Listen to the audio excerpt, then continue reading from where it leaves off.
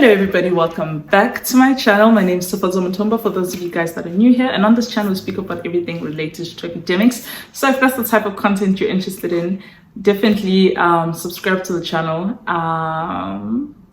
Yeah, so I'm basically going to be telling you guys how I got accepted into the top 5 universities in the country. Not to toot my own horn, but like you know, it is kind of a big deal because so wait, let me get my laptop.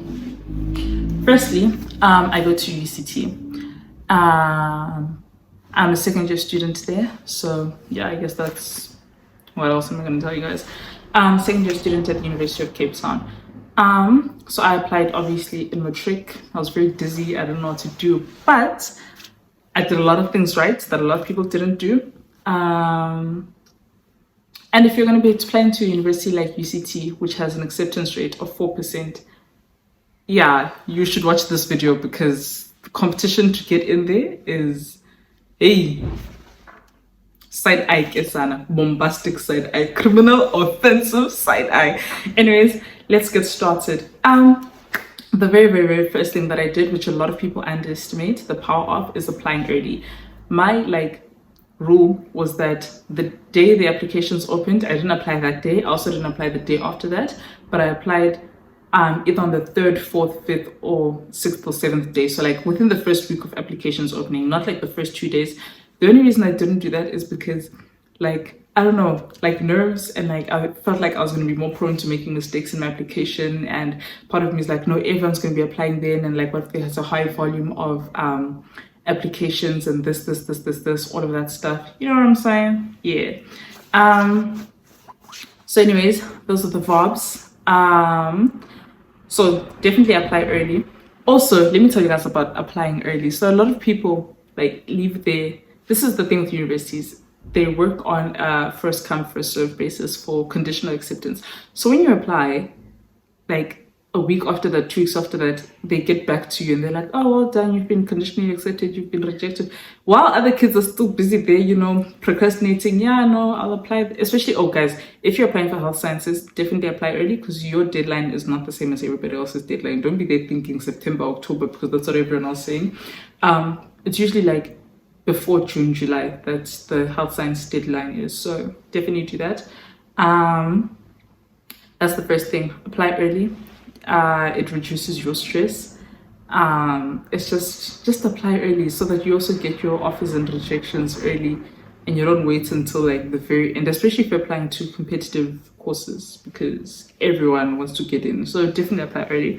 The second thing that I did was certifying all my documents. So for those of you guys that don't know what that means, when you get documents certified, essentially it's you getting a stamp on it that shows that the thing that you've uploaded on the computer is the real version and you haven't edited it.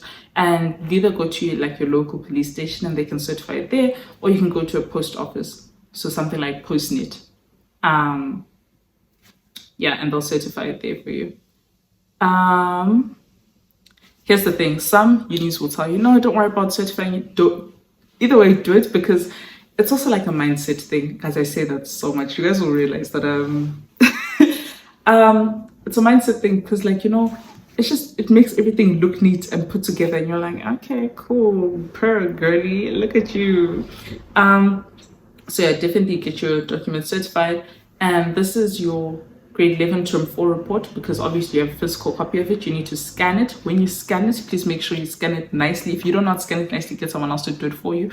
This thing of taking pictures that are blurry, this thing of scanning and it's black, white, and you have to zoom in to see what it says, that's not going to work. They will simply reject, throw it into the bin and move on to, because why are you making it difficult for them to read what's on your thing? The third thing is, that's not the third thing, I'm still on the second point, which is using your personal email address. So don't use your high school email address, because after high school you're still going to get communications from these universities, and now your email address is not valid anymore. So yeah, don't do that.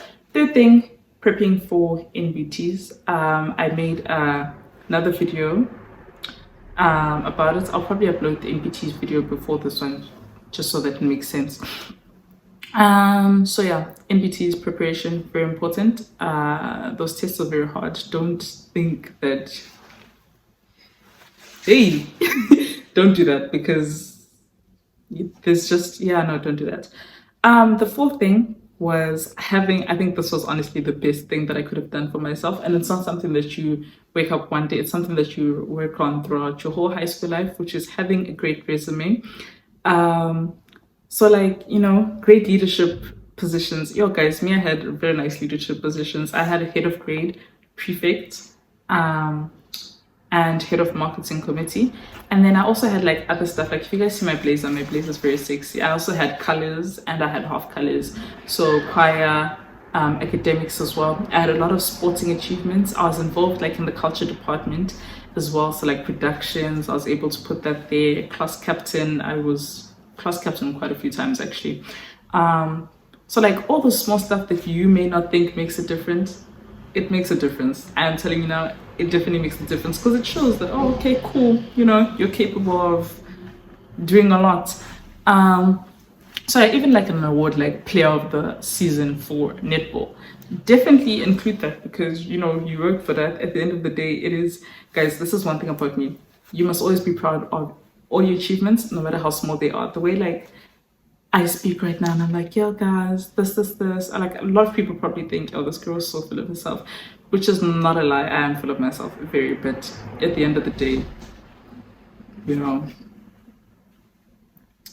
you create your reality. Nobody else cares about like what you're doing. So you just live your life and be your best self. Um, the fifth thing that I did was apply to a minimum of 5 universities. This thing of applying to one uni for one course, hey, this thing of applying 2 unis for one course. So apply to a minimum of 5 universities. The one thing that you do need to know that universities, especially the top five, have application fees. So the top five I applied to was UST, obviously, because I got a UST. Wits, UJ, UKZN, and Stellenbosch, and UP. But UP rejected me. They were the only uni that rejected, but it's fine because I'm very happy where I am. So yeah, apply to a minimum of 5. Then with regards to choosing the degree that you want to apply for, don't, like if you want to apply for medicine and you want to get into medicine, don't just apply to medicine only to all 5 unis, because what if like all 5 of them reject you? Do you guys like get where I'm going with this? So what I would do is I would apply for like, because each uni gives you either 2 or 3 choices. So like at UCT you can apply for medicine, a BSc in, I don't know, biological sciences, and then maybe an arts degree. So apply for like a different range of things so that like even if they reject you for your first choice, you could get accepted for your second choice and then figure out your way from then onwards. But that's just me. If you're fully certain and you know exactly what to do and you don't want to do anything else, then 100% go for it, and like you'll keep trying again until you get in, because I mean you don't really have any other option but to do that if that's the only thing that you want to do.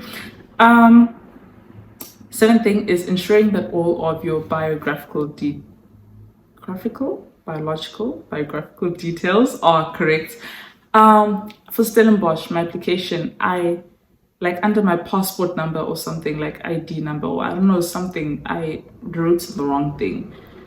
Yo, guys, the process of getting them to fix it was actually so tedious that like, and it took so long because you call this person and you can't fix it yourself. Once you submit your application, you can't edit anything. If you want anything to be edited, you have to call them, they'll do it for you. So obviously you can imagine they have a lot of calls in one day, a lot of emails. They tell you, send an email to this person, the person tells you, call this person, do this, do that, do that. So honestly, just do it properly the first time. Make sure, when you submit everything is nice. All the capital letters are where they're supposed to be, all the full stops are where they're supposed to be, all the commas are where they're supposed to be, everything is just like, read over it multiple times. Like just make sure it looks nice. Like if you were not yourself and you were reading this application, would you want to accept you? That must be your mindset, né? And then the last point that I have essentially is to be yourself, because at the end of the day, this is for people that have to write like essays and all of that stuff. yeah, be yourself, because if you think about it, the chances are everyone else is probably writing the same thing because they're trying to, write the perfect essay and trying to say what they think everybody else wants to hear. But be yourself. Um, the whole pity story thing doesn't work. Don't do that. It's been done too many times at this point. I really don't think they care on some, yeah, no, I've gone through this, my life was challenging, what.